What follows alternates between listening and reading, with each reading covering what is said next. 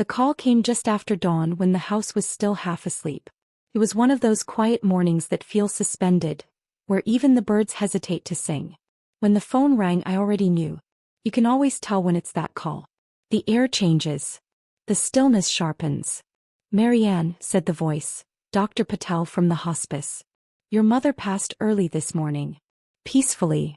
Peacefully. They always say that as if it softens the blow. As if peace can erase the sound of a last breath. I sat at the edge of my bed holding the phone long after he hung up. The window was cracked open. The scent of rain drifted in. I listened to the old house creak, the pipes moan, the refrigerator hum.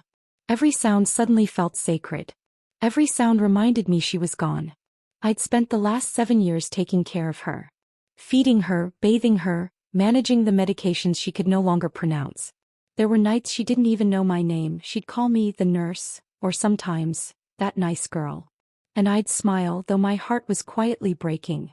When people praised me for being so devoted, they didn't understand that it wasn't devotion, it was guilt. I'd promised my father just before he died that I'd never let her be alone. And I'd kept that promise even when it swallowed my youth whole. My sister Elaine never had to make promises. She left for London 15 years ago and never looked back. At least not until now. By the time she arrived, heels clicking on the gravel driveway, wrapped in a black coat that probably cost more than I'd earned all year, I was standing on the porch, numb from exhaustion. She hugged me the way someone does for appearances.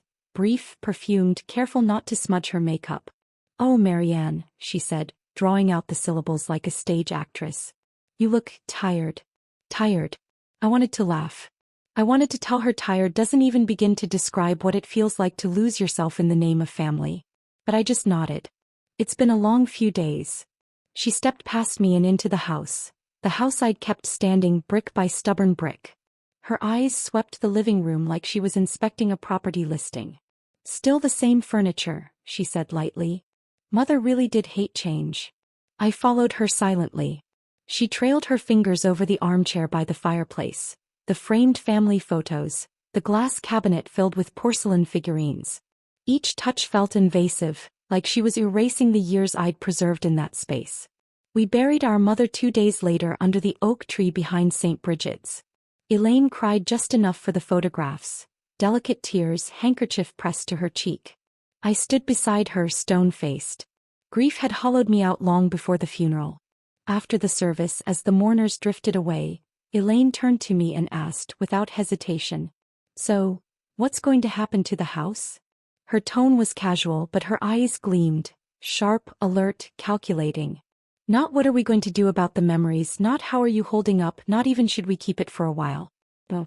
Straight to the house. It took me a moment to find my voice. "What do you mean, what's going to happen?" "It's our family home." "I know," she said, brushing a speck of dirt from her coat. "But you can't possibly afford to keep it, can you? Maintenance, property tax, utilities, all of that on a librarian's salary." Her words hit harder than I expected. Not because she was wrong, but because of the way she said it, like she'd already done the math and decided my life didn't add up. I wanted to tell her I wasn't ready to sell, that I couldn't imagine strangers living in my mother's room, that the house was more than walls and deeds. It was history.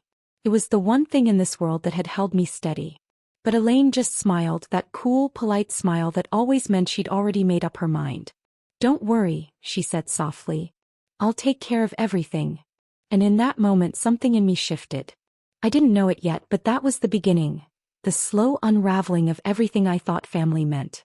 Because Elaine hadn't come home to mourn. She'd come home to collect. The first few days after the funeral felt like walking through fog. There were flowers wilting in vases, half-drunk cups of tea on every surface, and a silence that didn't belong to the house.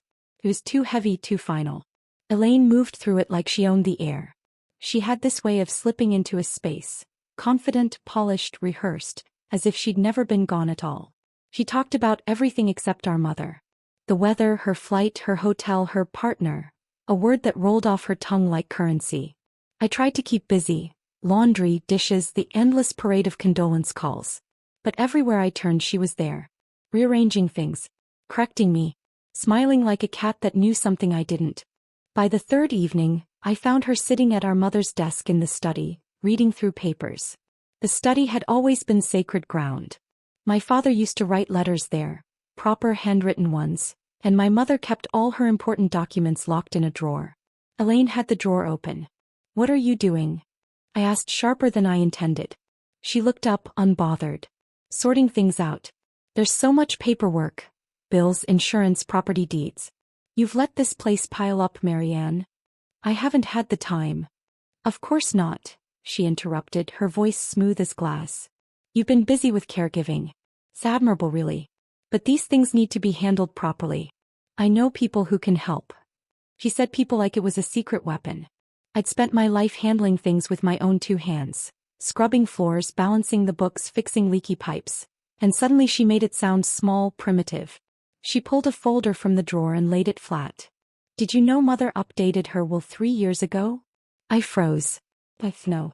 I thought the old one was still valid. "Well," she said almost cheerfully, "apparently she made some changes. I found the draft, but I'll need to contact the solicitor to confirm. It's fascinating, really." She mentioned the house specifically. Her tone was neutral, but her eyes flickered when she said the house. I swallowed. "And what does it say?" Elaine smiled faintly. "I'll find out soon enough." That night I couldn't sleep. I kept replaying her words, her tone, the way her fingers lingered on that folder. I'd never been one for suspicion. I trusted too easily, forgave too quickly, but something about Elaine's calm certainty unnerved me. By morning she'd already made coffee and called the solicitor. I overheard her on the phone while I stood in the hallway, invisible. "Yes, I'm Elaine Roberts, Mrs. Hamilton's daughter. My sister's here too, yes, but she's been overwhelmed. I'll handle the details." Overwhelmed. That's how she saw me, not as family, not as an equal, but as an obstacle too sentimental to matter. When she hung up, she turned to me with that same professional brightness. "Good news," she said. "Mr. Lowell can meet with us tomorrow. He'll bring the official documents." I nodded, though my stomach twisted. Mr. Lowell had been our family solicitor since before I was born. He'd sent Christmas cards with handwritten notes. He'd known my mother well. I hoped, foolishly, that his presence would steady things. The next day the 3 of us sat in the living room. Mr. Lowell adjusted his glasses, shuffled his papers, and began reading. My hands were trembling before he even said the words. "Mrs. Hamilton leaves the contents of her savings account to her daughter Marianne Roberts, and the family property, including the estate at Hawthorne Hill, to her daughter Elaine Roberts, in the belief that she will manage it with fairness and care for her sister's future." Fairness and care. Such delicate words. Such devastating ones. I didn't hear much after that. Just a low hum, the kind of sound you hear underwater. Elaine reached over and patted my hand like I was a child being comforted. "It's what she wanted," she murmured. But that wasn't true. My mother would never have left me homeless. She would never have handed Elaine the one thing that anchored me to this earth. After Mr. Lowell left, I sat in silence while Elaine poured herself a drink. "I know it's a shock," she said, crossing her legs, "but it's really for the best. You wouldn't want the stress of managing a property this size. I'll make sure you're taken care of." "Taken care of," I repeated quietly. It sounded like pity, like charity, like erasure. I wanted to scream, to accuse her, to demand to see the drafts, to question the timing of everything, but I couldn't find the words. All I could see was my mother's handwriting, the faint, trembling scrawl on the will's margin. "Elaine will know what's best." For the first time in my life I hated my mother a little. And I hated myself for feeling it. That night, Elaine hosted a small gathering. A few neighbors, the estate agent, some old friends she barely remembered. Laughter filled the rooms like poison gas. The house smelled of perfume instead of lavender polish. I stood at the kitchen doorway, unseen, while Elaine entertained them with stories. Some true, most not. "This house has such potential," I heard her say. "A bit of renovation, maybe open up the garden view. It'll sell in no time." So, the word hit me harder than grief ever did. I walked outside into the cold night air. The stars were bright, indifferent. My breath came in shaky clouds. Somewhere deep inside me something hardened, a small, quiet seed of rage that no amount of sorrow could dissolve. That was the night I stopped being the sister who stayed behind, and began becoming the woman who would take back what was stolen. The days that followed were a blur of clipped conversations and forced civility. Elaine stayed on, claiming she had a few more matters to settle, though it felt more like she was staking her claim. Every morning she floated through the house in silk robes and confidence, sipping coffee in Mother's favorite cup as if it had always been hers. Every evening she locked herself in the study, the sound of the drawer clicking shut echoing through the hall like a warning. I started keeping notes, times, names, snippets of overheard phone calls. I wasn't sure what I was looking for, only that I needed to hold on to something tangible. Because grief was fog. But suspicion was clarity. It began with a photograph. I found it by accident, tucked behind an old ledger in the bureau drawer. It was taken only months before Mother died. She was standing by the garden fence, smiling, her hand resting on my shoulder. Elaine wasn't in the picture. But on the back, in my mother's shaky handwriting, were 5 words. For my Marianne. Always yours. That small message undid me. It wasn't grand or legal or notarized, but it was real. Her voice, her intent. I showed it to Elaine that night, expecting, I don't know what. Recognition. She took the photo, studied it, and smiled faintly. Oh, that's sweet, she said, placing it on the mantel. Mother was sentimental. But that doesn't change what's written in the will. I stared at her. You don't find it odd that she changed everything without telling me? Elaine's lips curved into that practiced, polite smile. She probably didn't want to burden you. You were always so emotional about this place. Mother needed someone practical to make decisions. Practical. That word again, sharp as glass. I wanted to shout that practicality had nothing to do with love, that I'd been the one here through every winter leak and sleepless night, while Elaine was busy building her life somewhere brighter. But I didn't. I just nodded and let her think she'd won. 2 days later I drove to the solicitor's office. Alone. Mr. Lowell looked surprised to see me, but kind. He'd aged, his hair thinner, his glasses thicker, but his eyes were steady. I just need to understand, I said quietly. Did my mother come here alone when she updated her will? He hesitated. That's a sensitive question, Marianne. I know. But please. I was the one who cared for her. I deserve the truth. He sighed. Your mother came in accompanied. But I assumed it was a friend or nurse. I realize now it might have been your sister. I felt my chest tighten. You're not sure. She wore sunglasses. Said she was there for moral support. Moral support. Elaine had always been clever. Never reckless, just enough misdirection to make doubt look like paranoia.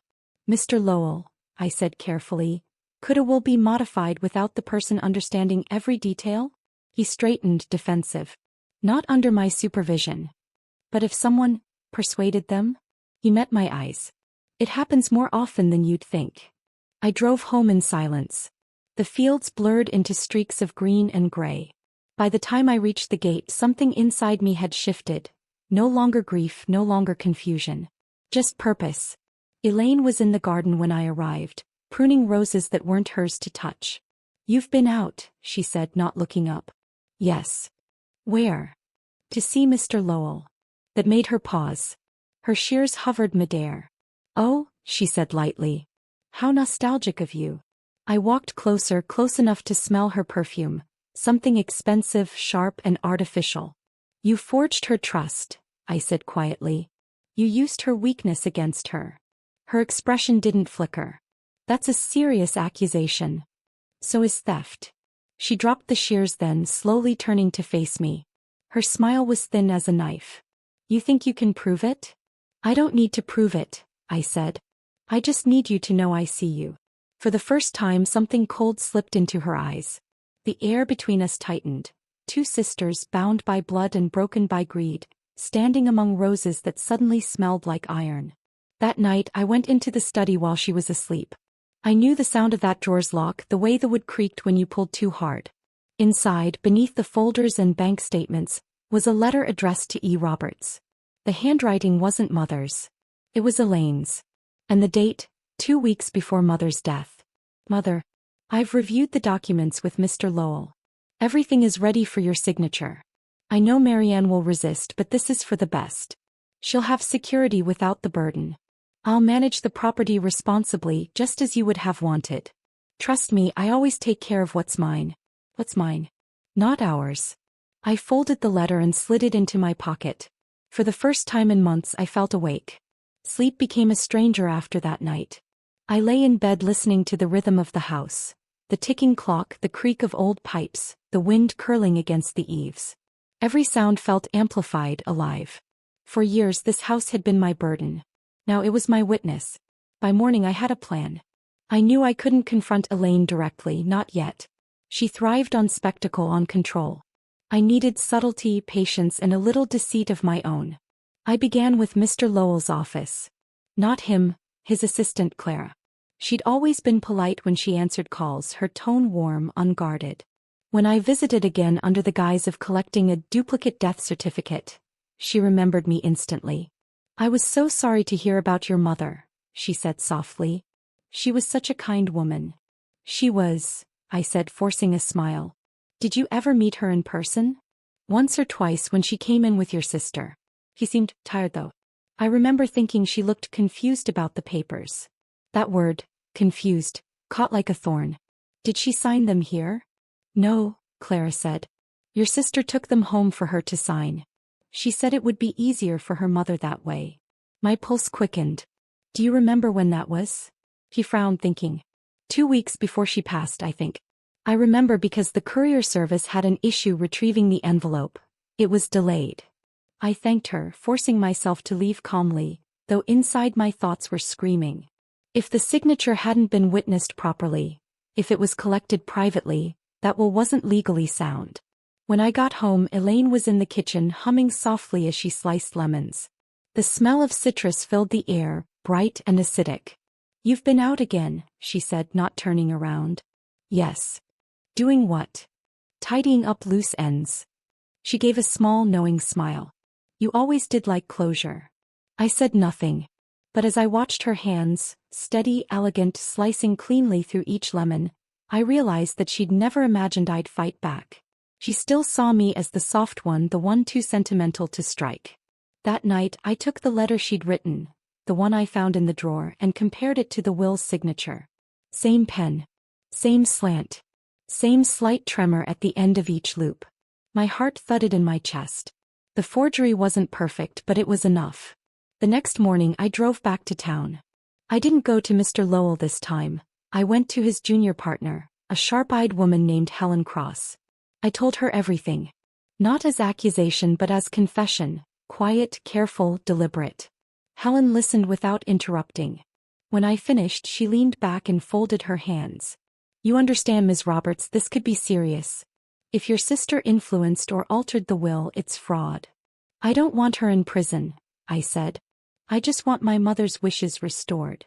Helen studied me for a long moment. "Sometimes justice doesn't come from punishment. It comes from exposure." Her words stayed with me all the way home. That evening I found Elaine in the study again, surrounded by folders and estate valuations. "Busy?" I asked. She looked up, slightly startled, then smiled. "Always. There's so much to manage. I've been speaking with a buyer, actually. Someone's interested in the property." I walked closer. "Already? Well, time doesn't stop for grief, darling." "Darling." The word made my skin crawl. I nodded, pretending to look at the papers. "Funny," I said lightly. "Mr. Lowell's office called today. They said there might be a discrepancy with Mother's signature." Her smile faltered. "Discrepancy?" "Yes. Something about the ink not matching the official record." I paused, letting the silence stretch. "Strange, isn't it? Considering you were the one who took the documents home." For a moment her composure cracked. A flicker of panic quickly buried under poise. Then she laughed. "Really, Marianne? You've been watching too many dramas." "Maybe," I said, smiling thinly. "But the thing about dramas is, the truth always surfaces by the final act." I walked out before she could reply. That night I slept soundly for the first time in months. Because now the story was shifting, and for once I wasn't the supporting character in her narrative. The days leading to the meeting were thick with silence. That kind of brittle quiet where even the air feels like it's waiting. Elaine grew restless. She still moved through the house with her polished grace, still smiled when she spoke, but I noticed the small cracks forming. The way her hands trembled slightly when she poured her coffee, how her laughter stopped a second too soon.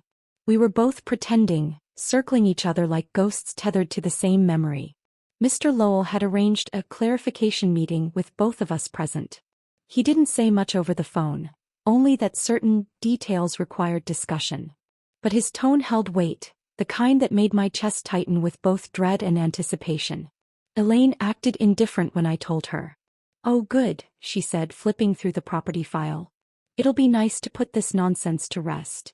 Nonsense. That was how she always dismissed the truth, as if naming it something small could shrink its power. I woke early. The house was pale with dawn, the air cool and still. I stood by the window, watching mist roll across the garden. The roses had bloomed again, wild, uncontrolled, the way Mother liked them. I remembered her hands, fragile but steady, trimming each branch with patience. She used to say, "A rose knows when it's being cut with love or malice." That morning I understood exactly what she meant. I dressed carefully, not for vanity but for armor. A simple navy dress, a gray coat, Mother's old brooch pinned at the collar. I wanted her with me, not in spirit but in defiance. Elaine emerged from her room just as I was leaving. She looked immaculate, of course. Pearl earrings, a tailored suit, her hair styled to perfection. "You look serious," she said, smirking. "I am." "Well, don't worry. It'll all be over soon." For once I agreed with her. Mr. Lowell's office sat at the edge of town, an old Georgian building with ivy creeping up its brick walls. Inside, everything smelled faintly of leather and dust. Helen Cross was already there, seated beside him, her sharp eyes calm and unreadable. Elaine and I sat across the table. The light from the window cut across her face, casting half of it in shadow.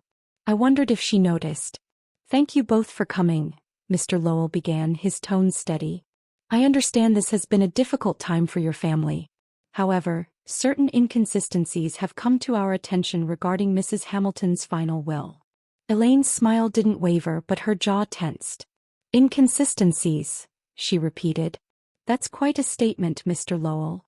He nodded, shuffling papers. "Indeed. It appears the signature on the last version of the will does not match Mrs. Hamilton's verified samples from her medical records or earlier documents. There are also discrepancies in ink type and paper batch."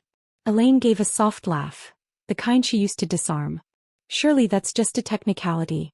My mother was ill." Her hand trembled. "That was our initial thought," Helen said smoothly. "But upon closer examination we discovered something else. A preliminary draft of the will, attached to a correspondence written by you." Elaine's head snapped up. "By me?" "Yes," Helen said, sliding a photocopy across the table. "You wrote to Mrs. Hamilton stating that you had already reviewed the documents with Mr. Lowell, though there is no record of such a meeting. You also referred to the estate as, 'What's mine?'" Elaine's face drained of color. "That's absurd. Anyone could have written." "I've confirmed the handwriting," Helen continued. "It's yours." The silence that followed was heavy enough to choke on. I didn't move. I didn't speak. I only watched as the truth began to strip her composure, layer by careful layer. Mr. Lowell leaned forward. Mrs. Hamilton's mental state at the time of signing was also in question. A medical note from her caregiver suggests she was under strong sedatives for pain management. That alone invalidates the document. Elaine turned to me then, her eyes cold and sharp. "You planned this," she hissed. "I revealed it," I said softly. "You planned it." Her lips trembled, the first real crack in her armor. "You think you've won?" "This isn't about winning," I said. "It's about setting things right." Mr. Lowell cleared his throat gently. "Given these findings, the will is legally void. The previous version, which leaves the property jointly to both of you, will be reinstated." Elaine's breath hitched. "Jointly?" "Yes. Which means any sale or transfer must be mutually approved." She stared at me as if seeing me for the first time, not the quiet, dependable sister she could manipulate, but someone she no longer recognized. Neither of us spoke during the drive back. The air between us felt electric, thick with things unsaid. When we reached the house, she followed me inside, her heels clicking sharply against the floor. "I hope you're satisfied," she said bitterly. "You've humiliated me." I turned slowly. "You humiliated yourself." Her eyes flashed. "You were always jealous. You couldn't stand that Mother trusted me more." "Mother trusted love more," I said. And that's what you used against her. For a moment she looked like she might strike me. But then something in her face broke, not anger but fear.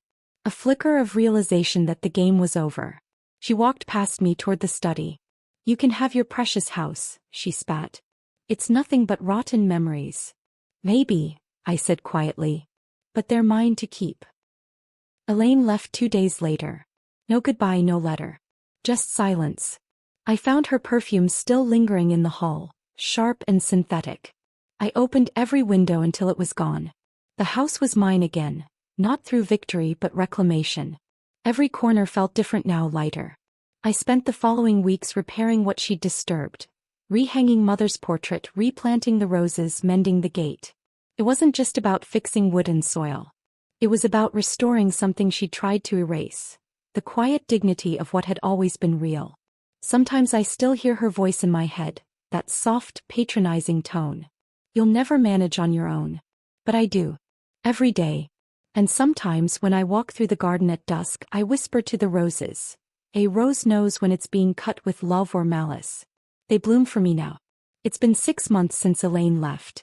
Sometimes I still expect to hear her voice echoing down the hallway, that bright, cutting laughter she used to wield like a weapon.